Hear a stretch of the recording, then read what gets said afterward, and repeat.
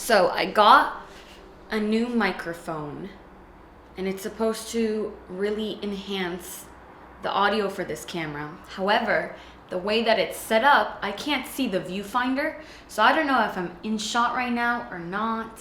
But hello, good morning. I started doing this particular Jewish morning ritual again, and of course you do it before certain meals as well, because its meaning is so beautiful to me. So the Hebrew language is basically this toolbox for creating codes, which is like the building blocks of reality. So this concept is called gematria, Gematria, which is basically interpreting scripture based on the numerical value of words. Hi you guys, this is editor Leeor here, just making a little bit of a comment. I recorded this video on Monday when I was speaking about gematria, that's how you actually pronounce it. A few days later, I went to my best friend's wedding, and the rabbi there went off script during the chuppah, during the ceremony, and started to speak about gematria. So I'm going to put that insert here because what he said, I feel like it's meant for somebody to hear it. There's a synchronicity there, so enjoy. Leaves in the wind to a fish swimming somewhere in Canada. Every single thing is planned out by God to its exact minute detail in his brilliant master plan that we can only fathom and we can't even relate to. So for sure, something as monumental as this and the timing of it is also very telling and we can draw messages from it. So, Bashkacha Pratit, the wedding of Danielle and Eitan falls out in the week of Shemini. And it's exactly Bashkacha Pratit because it's exactly what's going on. In the Parsha of Shemini, the potential of just two human beings, and you're connecting to Ein Sof. You're connecting God's essence to that, and there's no limitations on that. That's also why we call the ketubah. It could be called ketav, but we add a vav and a hey to complete God's name. To complete God's name of 26 yud, hey, and a vav and a hey, we spell it ketubah, and we have ish and isha, so we bring God's essence in. So the 28 joints in our hands have the same gematria for the word koach, which means strength or power in Hebrew. When we use our hands for holy means, we bring divine power into the present moment. Our hands can heal ourselves, our hands can heal others. So they're really sacred instruments. So I really love this hand washing ritual because it's like a gratitude practice for our healing hands. And also in Judaism, rabbis say that sleep is like akin to death. Okay, and being awake is akin to life, to being alive. And so every morning we wash our hands in gratitude to God for returning our soul to our body. And I think that's really beautiful. We're giving thanks every morning for our physical earthly experience. Like, I know that I'm a soul, I know that I go elsewhere in my sleep, but I'm so grateful to come back to the planet every morning. And so I love this ritual, and I started to incorporate it again into my daily routine, and I wanted to share it with you. Jupiter, my little baby angel over here, has gotten so big, you guys. He's 6 pounds now. I'm so in love with him. He's just as stinky. He's just as much of a headache as he always has been. I'm in love with him. Like, I didn't know I could feel this kind of love for a creature. So let's give a little rundown of the day. It is Monday. Tonight at midnight, I'm leaving to Mexico. I'm going to around Cancun for one of my best friend's wedding. She's marrying the love of her life, and we're all going. I'm a bridesmaid, so it's really exciting. And I'm packed because I'm an anxious packer, so I need everything ahead of time. Usually I pack a week ahead of time. This time I did just 1 day ahead of time. I wasn't so crazy. It's also my little brother's birthday. Little brother, he's turning 28 today. He's not so little. So I'm gonna go run out and get him some pastries. He's a super minimalist, you guys. He begs us every year, no presents, no nothing. Leave me alone. I don't want more stuff. A few years ago, he started meditating heavily and he got rid of everything. He literally had one pair of jeans, one pair of shoes, a couple of shirts, and a jacket for like years. Only recently he added another pair of jeans, and he's looking for shoes. He doesn't know what kind of shoes he wants yet. So he really asked me not to get him anything, which is so hard for me because my love language is gifts. I love to give gifts. I love to give things. And so today I'm scrambling thinking, well, I know what I would get him, but he gets upset when he receives things. So I don't want to get him something and upset him. His love language, Itai's love language, is service. So acts of service. And he said, you know my love language, you know how to, make me happy. But I don't really know what to do for him. What's also happening in this vlog is I did a Ask Me Anything on Instagram yesterday, and I got over 100 questions. So I answered like 5 to 7 of them, but I have so many more. So I thought maybe I'll just hop on a vlog and do that. I don't want to run around too much because it's the first day of my moon today, and I like to take it a lot easier on that. But I mean, I have errands and life to do, right? And some work to get done. So I'm ready to get up, and he fell asleep in my chest, so that's why I'm rambling. This is so funny to hold this big. I need you guys to see my new setup. Hold on. This is the new setup. It's like I'm a real vlogger now. That's my commitment to audio. I'm gonna be bringing this funny thing with me around town. So the plans have changed. Itai does want to go out for bagels for his birthday. So I'm ready. Juju's ready. I had some paperwork I had to get done. I had some emails to answer. I did all that. It is 9:45. So now it's time for bagels. I didn't get to go to my usual coffee shop, but it's okay because it's our birthday boy's birthday. Am I in the shot? I can't see anymore. Yeah, it's right on. A minute? Amazing. It's a good I just shot, want to say Are my you giving free promo to Subway? to Starbucks. Both. Or Subway's in the back? Both. No promo. No free promo. My order at Starbucks is matcha iced latte with almond milk and only 2 scoops of matcha instead of 3, and it's a grande. And then we all got bagels. So we're gonna have our birthday brunch now. Yes. Oh, avoid oat milk at all costs. I already talk about this all the time. Oat milk is a psyop.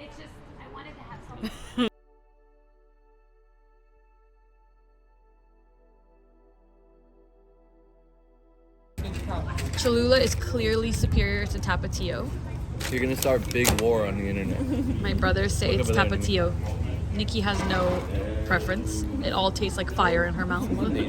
It's later on in the day. I haven't been vlogging because I just suddenly started feeling a lot of anxiety today while I was out running errands. And I had a couple more things to do, but I started feeling so anxious that I need, because I'm leaving for a week. I picked up some lunch from Whole Vegan smashed chickpea curry salad and a vegetable roll. I also had a whole carton of pineapple, which was great.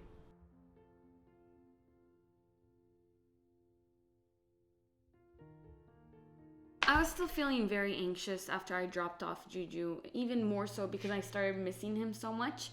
And so I came back and I was just like, what do I need right now in order to feel better? What do I need? And it turned out what I needed was to really clean and organize my space because things were all over the place. I've been shopping and getting prepared for this wedding, so there's boxes everywhere. Everything was messy, so I came back, I cleaned up everything. Still looks messy because my stuff is there, getting ready to be packed. I'll show you what I packed. I mopped around Juju's little playpen, and I just cleaned up. So I do feel better now. Was I this close the whole time? Was I talking like this the whole time? Am I zoomed in? I was really zoomed in. I mean, it is what it is. We're getting used to this thing. Okay? I'm making myself some Organifi chocolate gold because it calms down my nervous system, and I wanted like a hot drink, something cozy right now. So I'm gonna make some of that, warming up some almond milk. What I did, I cleaned everything and then I took a bath. So everything's just like really calm now. I have to leave in an hour to go to the airport. And I just wanted to, before I do that, just finish talking to you, answer some questions from Instagram, and go over my packing and just relax because I can't stay. I love traveling, but I really dislike flying. I have a thing. I just don't like it. I don't know if a lot of people do. I really don't like airports. I don't like being inside of an airplane. And so I really need to focus on just relaxing beforehand, or else I lose my mind a little bit. And I do that intentionally. I do things intentionally to slow down my sympathetic nervous system. And as much as I can, I try to activate my parasympathetic nervous system, because that's when you're more open. That's when things flow better. So let's see what we have. Let me show you what I packed. So on this side over here, I have an outfit for every day and every night. I have a bunch of new dresses I got. Over here I have some extras. I have a steamer for my clothes. I have some purses. I have a curler. I have some decorations for, it's going to be my best friend's birthday on Thursday, and I wanted to decorate her hotel room so she's remembered, even though the event is all about our other best friend. I want to make sure she feels loved. This is my new favorite fragrance. I'm going to link it down below for you guys because it's really, really good.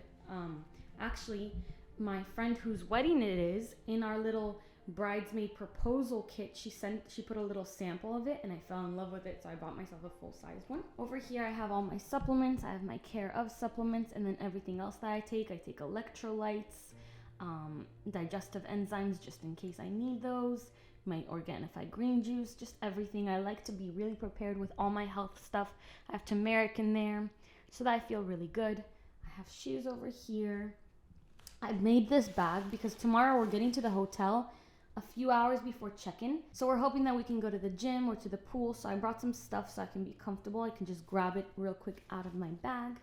I have a sun hat, my makeup, my toiletries. This is my carry-on. I have just some stuff I need for my moon here.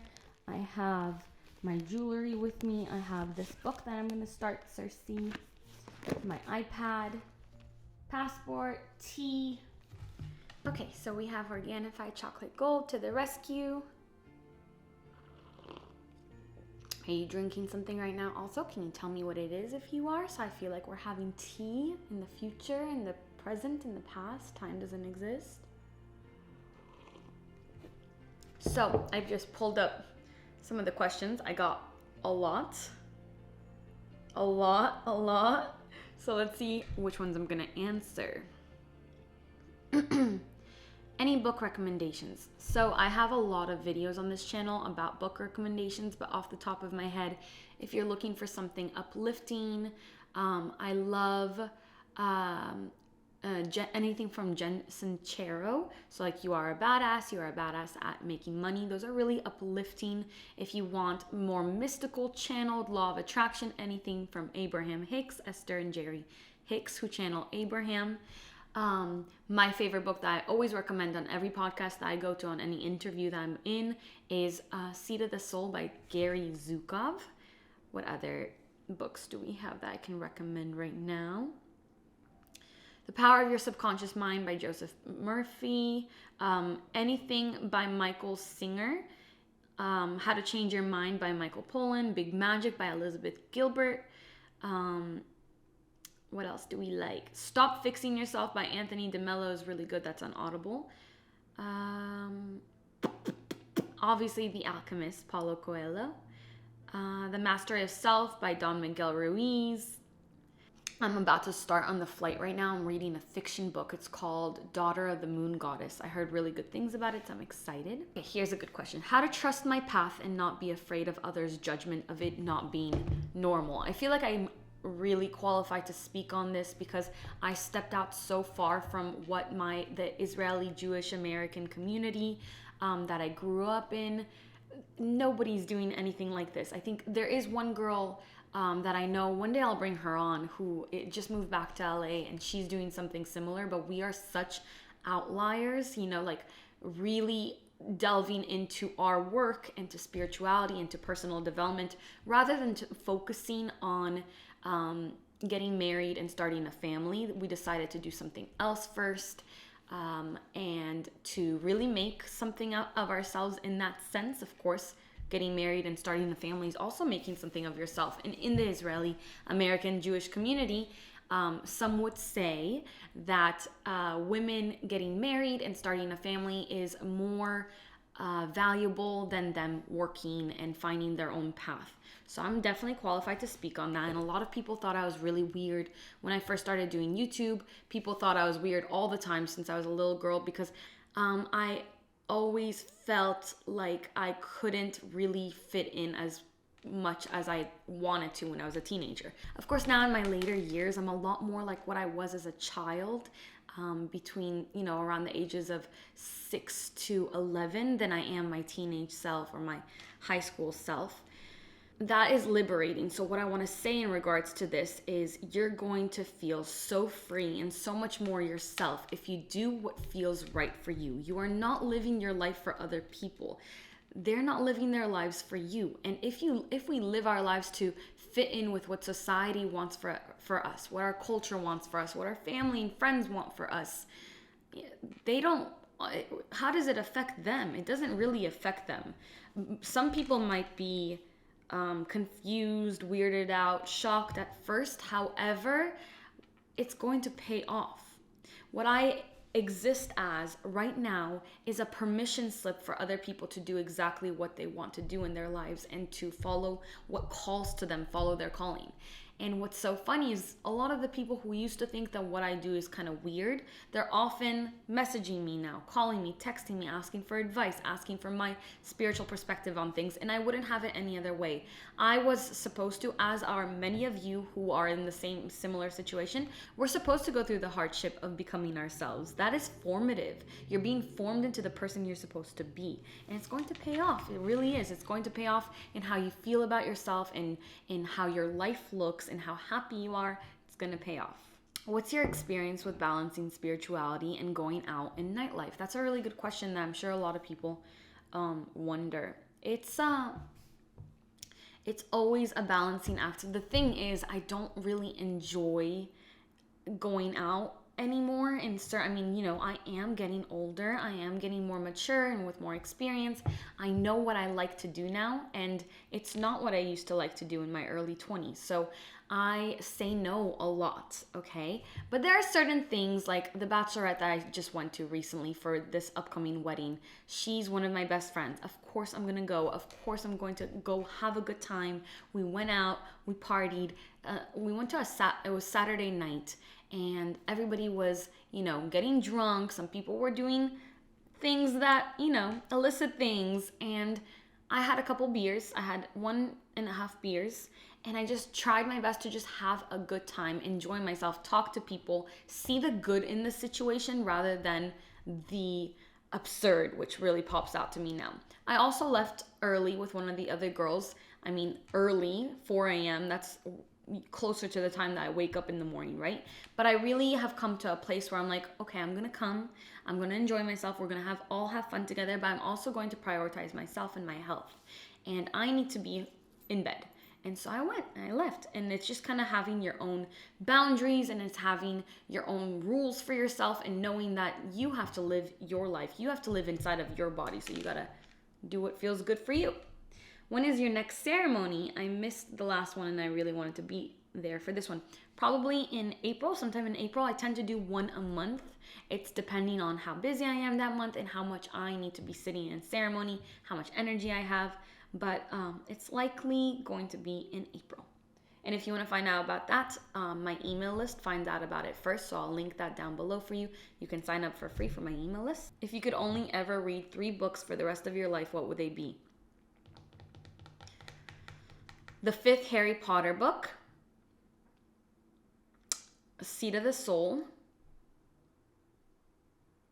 This is hard.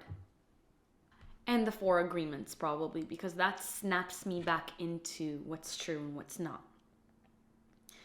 Okay, what do you take St. Johns Wort for? What is it good for? A lot of you had a question about St. Johns Wort on one of the last vlog, so this is a really good time for me to address that. So many of you might know this already, that I have struggled with clinical depression and anxiety most of my life. It really started around 12 years old, which is interesting because that's about the time when I started to conform more in order to be accepted by society and by my peers, which is normal. We all do that. But that's when my deep anxiety and depression came in. I was, maybe I should give a trigger warning right now, even though I say you should always follow your triggers. If something triggers you, it's your responsibility. It's up to you to kind of deal with that. But let me put a trigger warning in case you're not feeling like listening to something like that right now. But I do mention self-harm in this. So I dealt with depression. It was mainly connected to my cycle. And I know now that that has something to do with my purpose in life. It has something to do with intuition, my psychicness. It has a lot to do with how comfortable I am with being a woman. And that's a lifelong challenge that's going to take me to interesting places as I discover and unravel deeper layers of it. So when I was 14, I was put on birth control to suppress the PMDD. Doctors thought that perhaps if I don't have a real period, then I won't get depressed. And that didn't work. And I made several attempts at my life. I practiced self-harm on my body. And I was preoccupied with my own death. I was just obsessed with it. And that went on for years. I made several attempts. Of course, none of them panned out. Thank God. Thank God, thank God. I got on antidepressants when I was 18, and I was on them for years until I decided sometime in my early 20s, it's time to get off of it. And I tapered off with my psychiatrist. He helped me. And if you're gonna get off anything like that, please do it with the help of a medical professional, please. So fast forward to I was 25 or 26 when I did ayahuasca for the first time. It seems to me that ayahuasca helps me for about a year to keep away the depression. Now it's been almost 3 years since I last sat, which is crazy because it really does feel like yesterday. I'm not even kidding, because honestly, that last ceremony that I went to kind of messed with my perception of reality and time. So warning, ayahuasca is no joke. It is not child's play. So my perception of time is different. So for me, it really, really feels like that last ceremony was a couple months ago, a few months ago. That's what it feels like. But it's been like 3 years. And last September, I sunk into a deep depression. I've talked about this before in my video where I was talking about, what I'm going through right now. And I called my doctor, and I remember calling her. I've never met her in person because I switched to her during quarantine. She's this Russian woman with a thick Russian accent. And I asked her, I cried to her and I said, I can't do this anymore. What do I do? Like, I need to get some testing done. It's 2 weeks out of the month. I'm miserable. I'm just not okay right now. I was feeling really lonely during that time. I was getting intuitive hits that, my ex was in this beautiful new relationship. So it was a hard time in my life. And then I had also just gotten out of a relationship as well, a couple months earlier. And it was just a lot going on. And so she said to me, let's put you on birth control again. And I said, absolutely not. By the way, I haven't been on birth control now for 6 years. So no medication, no birth control, nothing like that anymore. And I've really handled it, but for real, the depression comes back, the anxiety comes back. Obviously, you guys saw me earlier today. It's not as bad anymore, and I don't have the thoughts that, I have sometimes a thought crosses my mind, like, oh, it would be nice to just, maybe not have to deal with human reality now. But I've seen so much, I know that it doesn't work that way. It just doesn't. There's no exit plan like that. It doesn't work that way. And so that I would never be that selfish to do things like that. I just wouldn't. But I don't want to live that way. I don't want to live in feeling miserable, right? So my doctor said, okay, you don't want to go on birth control, then get on Johns Wort. And that's all she told me. And she wanted me to do some testing. She didn't tell me how much Johns Wort, nothing like that. So I started taking St. Johns Wort from the company Now, I think. It's the orange bottle, white and orange bottle. And within a couple of weeks, it was helping tremendously. Within 2 months, which is the time it takes to really be effective, I felt like a different person. I felt motivated. I was just happy. There were no dark thoughts. However, it's interesting because I relate this a lot to like Chinese medicine where for anxiety, when somebody's anxious, you have to give them herbs that will cool down the body. But for depression, you have to give somebody herbs that will heat up the body. So I do believe that St. John's wort was too heating for me because while it was helping with the depression, it started the anxiety. And the anxiety got so bad that I had a mental breakdown 2 times. 2 times, yeah.